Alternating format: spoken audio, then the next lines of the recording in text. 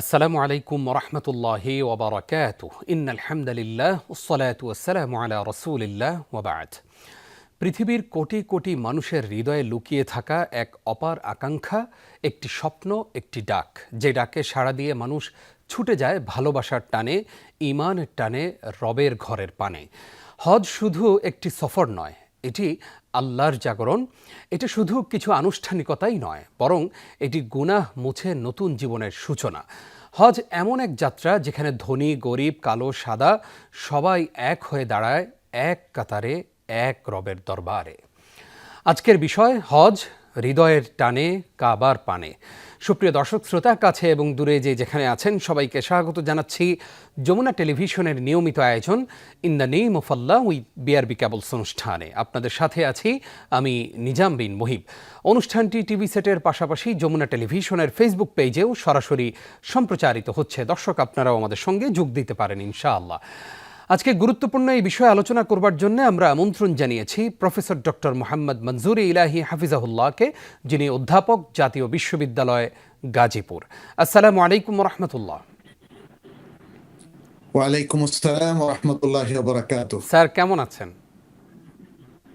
আলহামদুলিল্লাহ, আল্লাহ ভালো রেখেছেন। আপনি কেমন আছেন? আলহামদুলিল্লাহ, আমরাও ভালো আছি। আপনাকে আমাদের আজকের আয়োজনে স্বাগত জানিয়ে শুরুতেই যে বিষয় আমরা জানতে চাই তা হচ্ছে, একজন মানুষের উপর হজ ফরজ হতে হলে কি কি শর্ত থাকতে হবে, অর্থাৎ কোন শর্তের কারণে বা কোন বিষয়ের কারণে একজন মানুষের উপর হজ ফরজ হয়? ধন্যবাদ আপনাকে। এখানে দুটো বিষয় আছে। একটা হলো কার উপরে হজ ফরজ, কোন ক্রাইটেরিয়া থাকলে একজন মুসলিমের উপর হজ ফরজ হয়, সেটি একটি। আরেকটি হলো হজ শুদ্ধ হওয়া শর্ত। একজন লোক হজ করতে যাচ্ছে, তার হজ কিভাবে শুদ্ধ হবে, কিভাবে সে সঠিকভাবে হজ মাবরুর করেছে বলে গণ্য হবে। দুটো বিষয়। আমি প্রথম বিষয়টা বলবো যে হজ প্রত্যেক মুসলিমের উপর ফরজ হয় যদি সে আকেল হয়, অর্থাৎ তার ইন্টেলেক্টে ঠিক মতো কাজ করে, এবং সে যদি বালিগ হয়, অর্থাৎ সে ফিজিক্যালি ম্যাচিউর হয়, এবং তারপরে তার আর্থিক সামর্থ্য থাকে, অর্থাৎ তার সংসারের যত খরচ হজ পালন করা পর্যন্ত সকল খরচ বাদ দিয়ে সে যেন হজে গিয়ে সেখানের সকল খরচ মিট করে আবার ফিরে আসতে পারে, এরকম একটা আর্থিক সাচ্ছল্য তার থাকতে হবে। আর তারপরে আরেকটা শর্ত হলো তিনি সুস্থ থাকবেন, অর্থাৎ হজ করার মতো শারীরিক সক্ষমতা তার থাকবে। যদি শারীরিক সক্ষমতা না থাকে তাহলে তার উপর হজ ফরজ হবে না।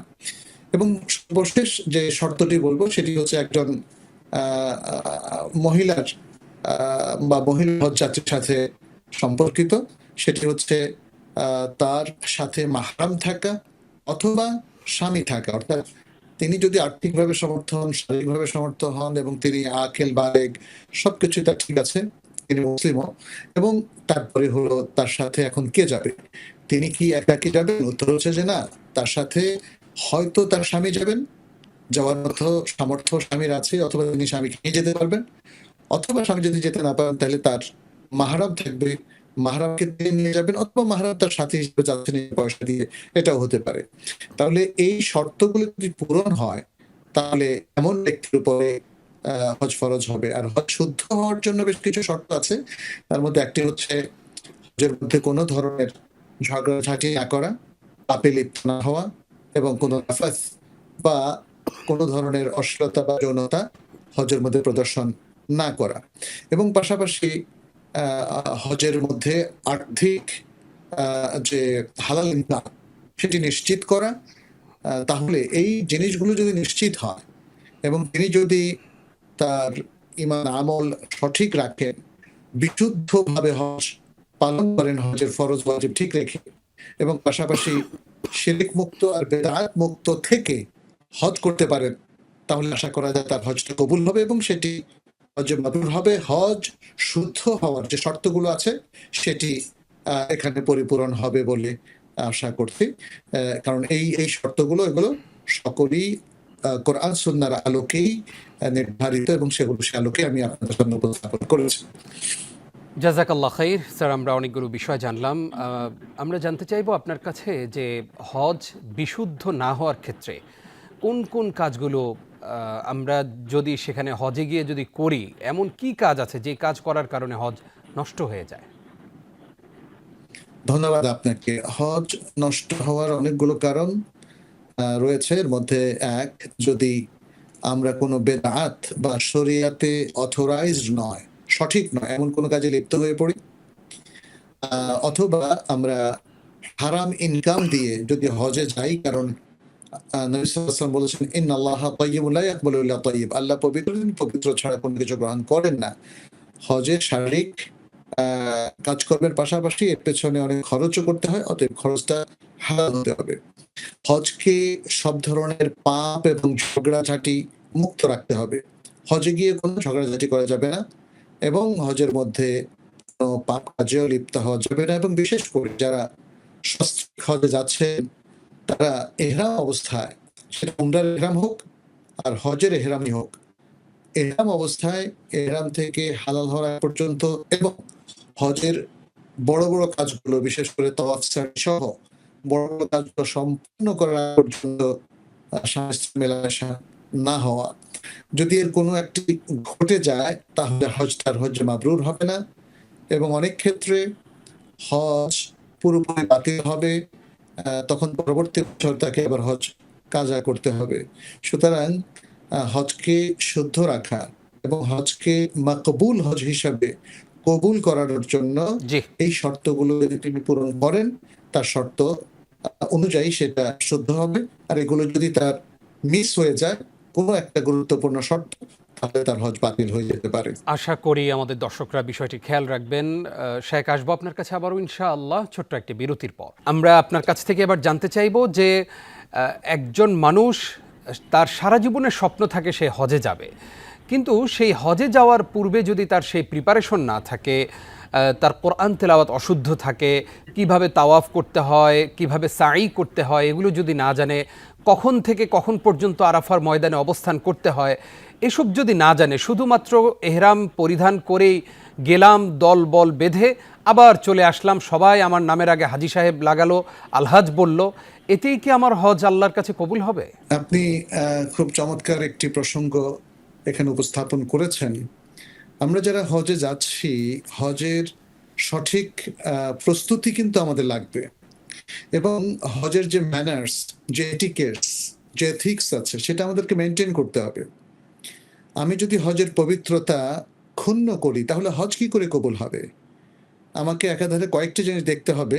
এক, একজন মুসলিম হিসাবে আমার ইমান আকীদা শুদ্ধ আছে কিনা, আমার ইবাদতের যে হুকুম আহকামগুলো সেগুলো সঠিকভাবে রপ্ত করতে পেরেছে কিনা, হজের যে আমলগুলো যেভাবে করা দরকার, রাসূল সাল্লাল্লাহু আলাইহি সাল্লাম যেভাবে রেকমেন্ড করেছেন সেভাবে আমি জেনে নিয়েছি কিনা, জ্ঞানগত প্রস্তুতি আমার সুসম্পন্ন হয়েছে কিনা, এটা খুব জরুরি একটি বিষয়।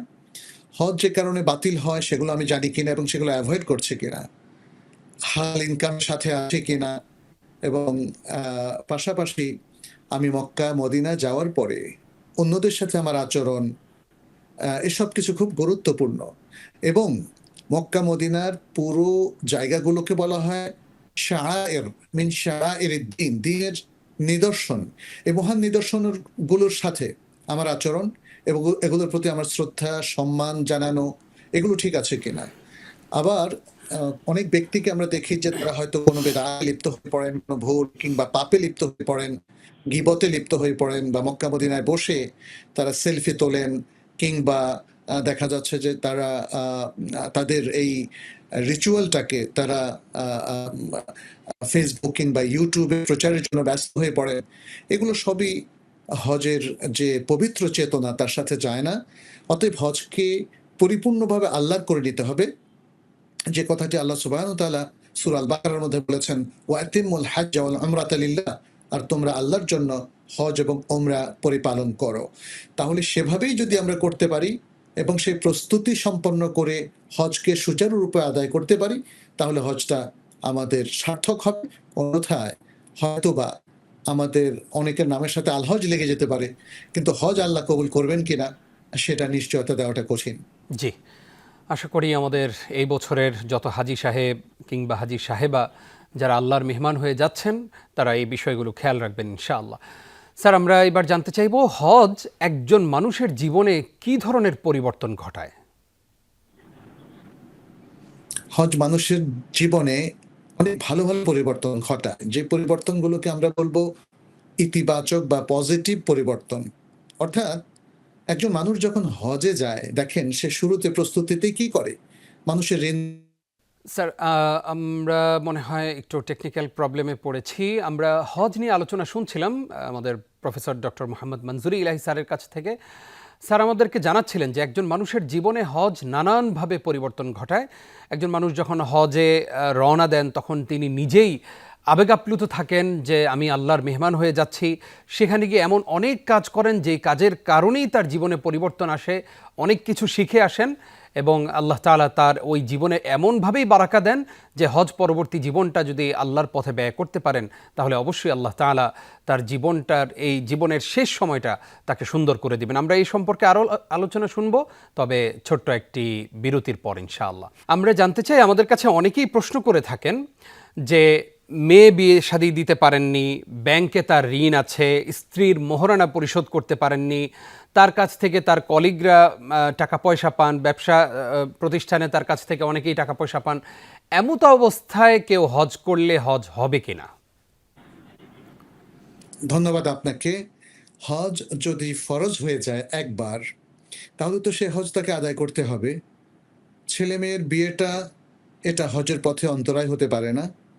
তবে যদি তার ঋণ থেকে থাকে, তাহলে ঋণটা তো শোধ করতে হবে। ঋণটা শোধ করে যদি তার কাছে হজে যাওয়ার এবং হজ থেকে ফিরে আসার খরচ থাকে, তাহলে তিনি হজ করবেন। তার মানে হচ্ছে এই যে জাগতিক কারণগুলো কিংবা সাংসারিক কিছু ঝামেলা, এগুলো হজ ফরজ হওয়ার পরে হজ আদায় না করার কোনো যুক্তি হতে পারে না।